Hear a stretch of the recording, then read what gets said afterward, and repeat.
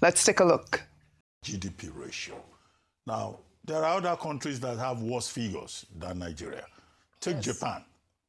Debt service to GDP ratio is about 230%.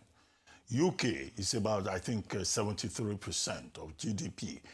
If we take at the US at the time was 105%. Now it's even said to be about over 200,000. You look at other countries around the world, debt service to GDP ratio is even higher than that of Nigeria. However, the question is, those economies, can you compare them to Nigeria? One of the points you made is about productivity. Right. Now in Nigeria, we say we are borrowing. Okay, we borrow. The question is, what do we do with it? So it's about also fiscal prudence, which is what President Obasanjo was talking about. That, you know, you can't say you can just spend like a drunken sailor. A situation whereby our expenditure is more than our revenue. That doesn't show, you know, prudent management of resources. And that's the point that President Obasanjo was making there. And it's just simple common sense. We have ministers who are going about with convoys. We have ministers who are driving the most exotic cars.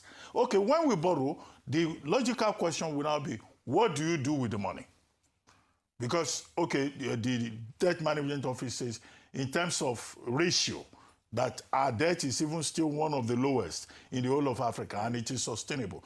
But the people are, you know, skeptical because they will say, what are you doing with the money? You can't be riding exotic cars and you are saying that, okay, we will keep borrowing to finance convoys for some, you know, pampered people who got to positions on the basis of Peter's principle. That is the issue. And then you go to the central bank.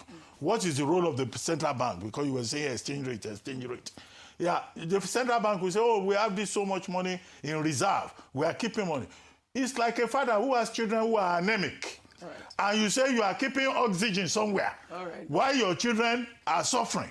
So there is a lot of contradiction in this regard. And those are the questions that people are asking. So even if your debt service to GDP ratio is very high and people here 159 trillion and they are worried, and you say you want to borrow more, okay, they will say, what are you doing with the borrowing? The crude oil, excess crude account, all the money that is coming, what are we doing with it? Those are the questions. We just see people in the corridors of power living big. We cannot be borrowing for consumption. They're saying